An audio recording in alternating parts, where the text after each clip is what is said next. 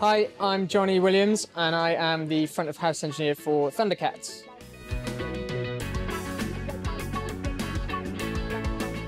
I've been a musician since a very young age, play a variety of instruments, and as I grew older I became more interested in the technical side of music, so studied a degree and got into sound engineering.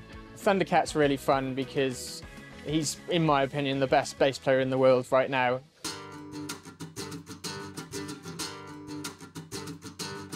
On this tour, we're doing very large stadiums, which are quite reflective. There's a lot of echoing that happens.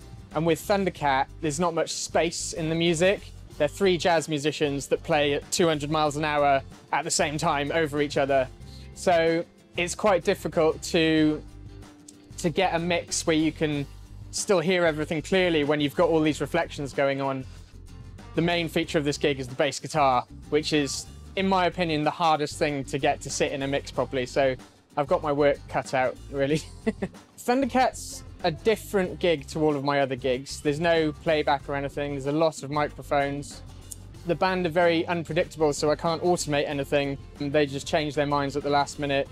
It's got a very analog kind of feel to it, but there are only certain digital consoles that will give you that analog kind of feel, and so the Midas is one of them. When I started, I used analog boards. A lot of them were Midas boards. And then when I went digital, I used the X-Elate and the Pro Series for quite a while. There's a lot of similarities to the Pro Series in this, so I'm quite familiar with it. And it just still sounds like a Midas, which is great. I have a Midas HD96 digital console. And then down on the floor there, I've got a little rack with a couple of Rupert Neve outboard units. And that's about it, really. Before I went out on this tour, I had it set up in my kitchen for 2 weeks with a multi-track recording and studio monitors. I firstly structured the file, I routed everything to the groups that it needed to go to. Then I put the multi-track in and started putting the mix together. This is the first time I've taken this console out. I spent a while getting used to it, trying all the different effects and trying the different types of dynamic processors to see what worked best. So before every tour, I usually sit around for a couple of days with a multi-track recording, just trying things and go from there. But then you get to the first gig and it all changes, so. I send lots of things into groups, and then I send groups into groups. I use the pop groups quite a lot because I have multiple sources for single instruments. So it's quite easy for me to just press bass and it brings up all my bass stuff. Thundercat has some very specific effects on his albums. So I rely heavily on the reverbs that are on board and the TC Electronic stuff, which is brilliant. Sometimes when I use other digital consoles, I have to have external reverbs because the board can't do it. But on this, I'm using everything inside. And then I use the doubler, a chorus. I do some weird things. I send effects into effects, and yeah, I did a lot of experimenting when I first got on it, but it sounds good.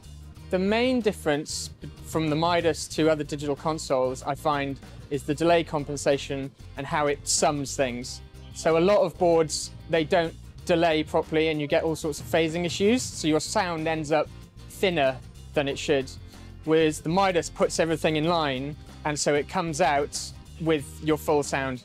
So that's, you know, a fundamental, well, to try and get your analog sound. Just because you can put a compressor and a gate and all sorts of things on every channel doesn't mean you should do it. And I think a lot of people make that mistake and then they get a bit lost and end up ruining the sound. So when you've got a board that sounds as good as the Midas, you don't need to do all that stuff. You get your signal in, put a high pass filter on it, and it's going to sound good already. So it's just not to overcomplicate things, really.